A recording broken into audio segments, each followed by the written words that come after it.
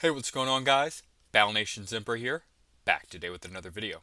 And guys, we're back with the archives. We're probably going to turn it into a series because I just want to thank you guys for the overwhelming support we got in the last one. That was the first attempt of kind of looking at an older Z2 video, kind of, seeing just kind of a look to the blast of the past, really, because the trailer is just something. It really takes you back. But you guys absolutely loved that. We got a bunch of likes, a bunch of comments on that video.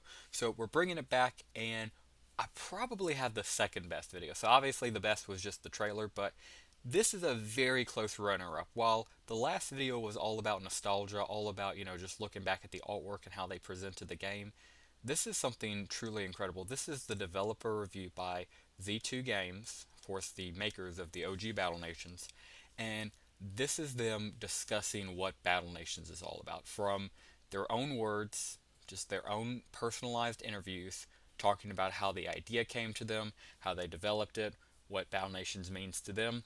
And I find all of this to be incredible because, again, 13 years ago, this was November 9th, 2011. All of these videos are like a decades old, but this one's even older than that.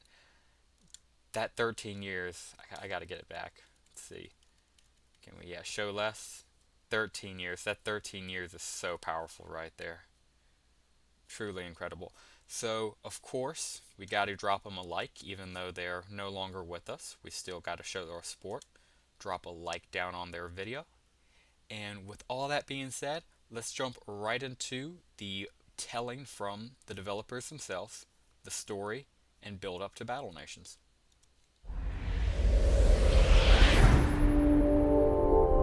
The old Z2 Live.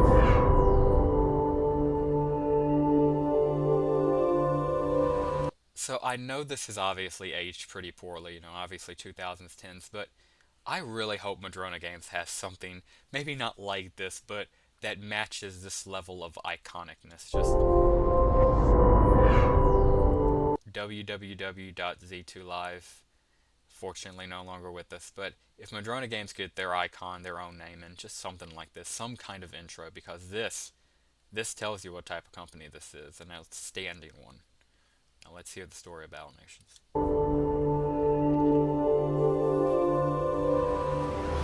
Battle Nations as an idea kind of stemmed out of Trade Nations, which was our first game on the iPhone. We got a lot of feedback in the beginning from people who said, I love this game, it's a whole lot of fun, but I want to battle, I want to fight each other, let me blow stuff up. I mean, who could have said it better himself? The unquenchable male desire to just kill things, As he said, so of course Z2 already had Trade Nations. It was one of their best performing games. However, in Trade Nations you can build up your own little base. You can, have fun. You can grow stuff, all that, but you can't kill people. And obviously that was a huge issue. He just said it themselves. They got a lot of, suggestions like, hey, add warfare into the game. But obviously, Trade Nations is a very peaceful, very, cutesy, happy type game. It just would have made sense to add war and death to a game like that. So, just there came Battle Nations, as simple as that. I wish I could like this video again.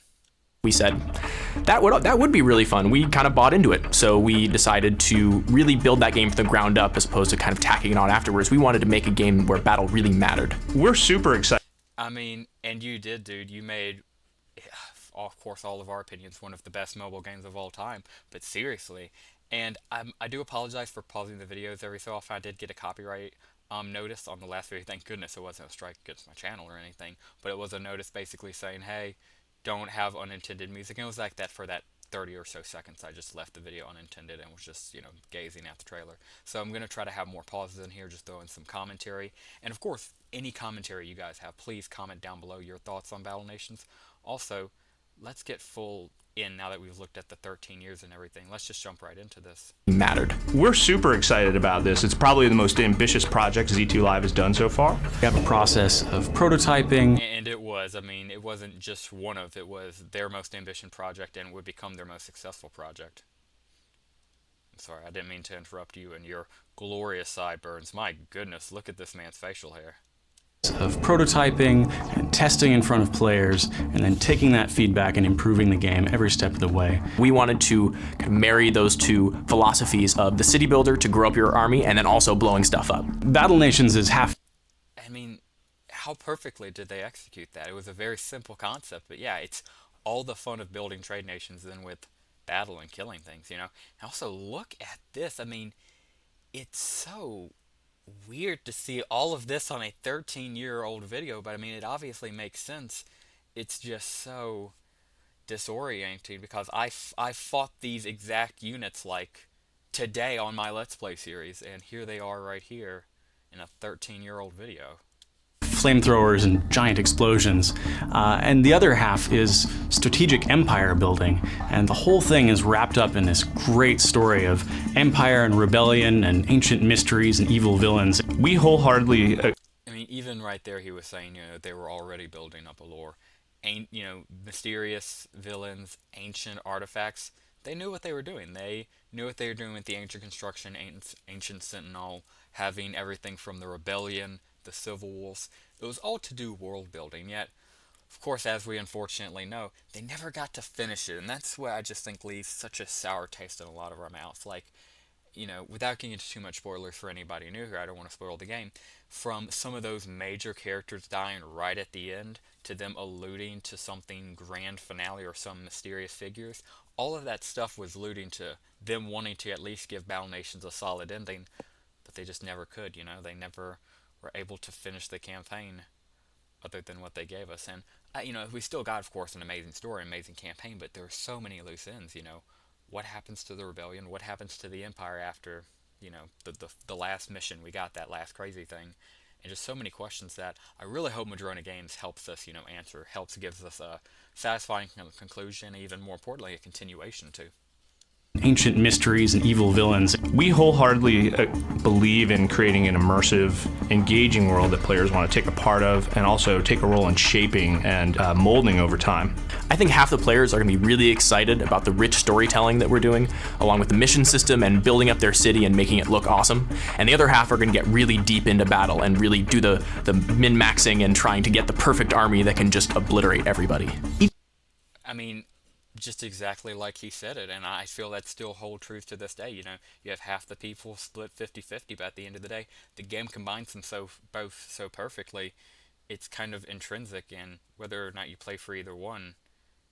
And again, he said min-maxing 13 years ago. That kind of scares me, but let's get right back into it. Each character you meet has their own character flaws and quirks, which make them interesting characters. You can go in with a sandworm that's your ally against a raider on a mammoth with a cannon strapped to it. That is We true. tried to do this so that you felt like you were part of the story and immersed in this world and really wanted to know what happened to these people. In Battle Nations, as you build up your outposts, I mean, and I do care what happens to these people. I mean, most of us still care about this lore. And also, I love how you described it. You know, you can have your own sandworm while killing a raider riding a mammoth. And that truly is, I guess, at the end of the day, what it means to be Battle Nations. Whoa, this is some early beta footage of Battle Nations if I've ever seen it. Oh, didn't mean to do that. But, yeah, I mean, look at this background. I don't really care about there now being Supply Depot.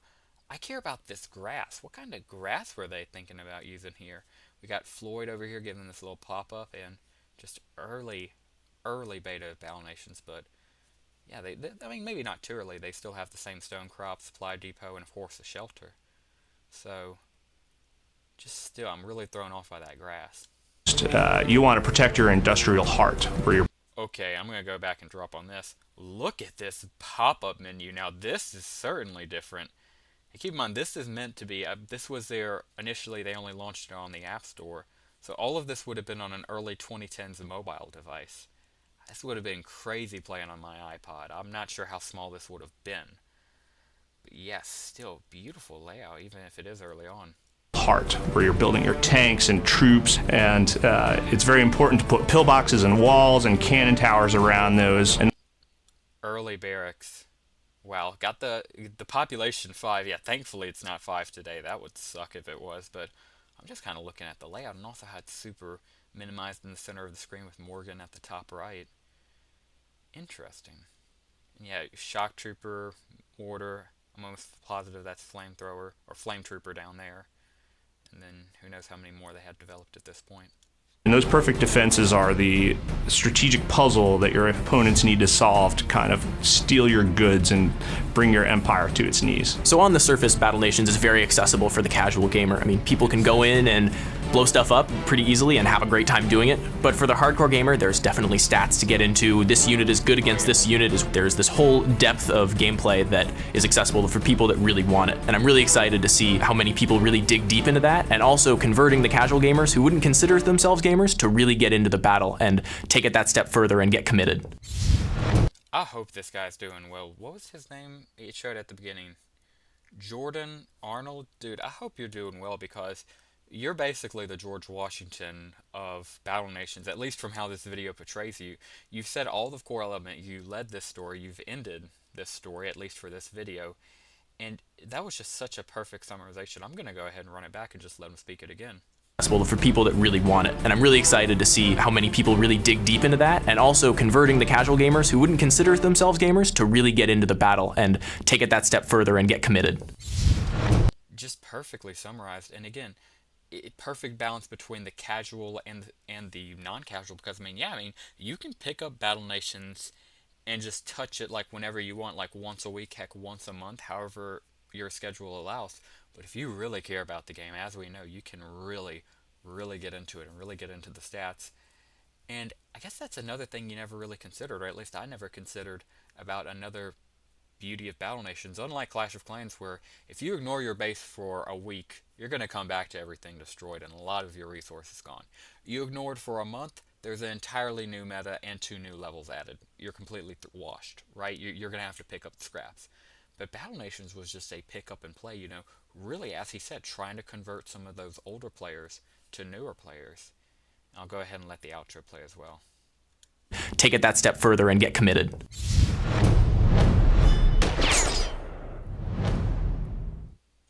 www.battlenations.com. Tried the double sonic smash. It was double sonic smash, but yeah, I'm not sure if you're using copyright music. You probably are. So we'll go ahead and mute that.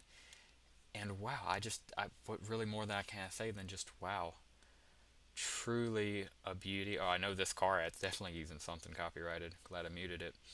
But yeah, just truly insane stuff, because so much of what he said, well, you could definitely, you know, tell, you know, like from the grass and other sort of things that, you know, it was definitely an aged video. It, you know, definitely showed its age.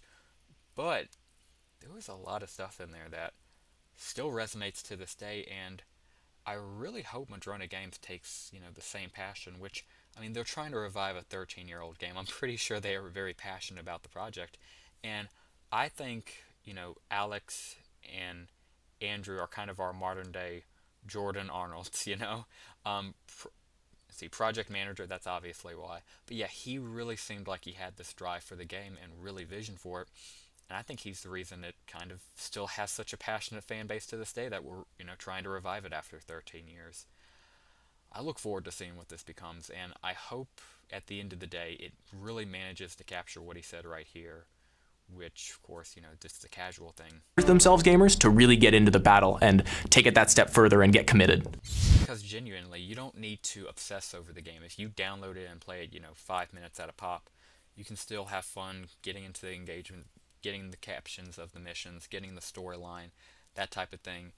And if you get more into it over time, you can get more into it over time. But if we just get this game back and we can advertise it right to the general public, I just think this thing has the potential to blow up all over again and get featured in the App Store, and even better than that, become, you know, a recognizable IP. I genuinely think that's the potential we're playing with, because this far exceeded a mobile game. This was a mobile game ahead of its time 13 years ago, and it's still ahead of its time here in 2025. Truly incredible stuff. Guys, thank you very much for watching this video with me. I love these archives videos. I would love to turn this into a series. We have these 3 right here, and then even more after this. So let me know down below if you guys would like more. Let me know what you thought of this video. You know, what were your thoughts on the developer prelude? Did you like, you know, Arnold over here? Did you like what he had to say? Did you like what all the other developers had to say? Did you like, if I can find him again, oh, come on, it's worth it. It's worth it. There we go. Did you like this guy's sideburns? Because I sure did. I wish I could grow sideburns like that. But yeah, guys, with all that being said, that will just about do it for us. If you watched this far, thank you very much for watching. Please consider dropping a like down below and subscribing to the channel if you are new. And with all that being said, that will do it for us today, guys. Thank you very much for watching, and as always, have a great rest of your day.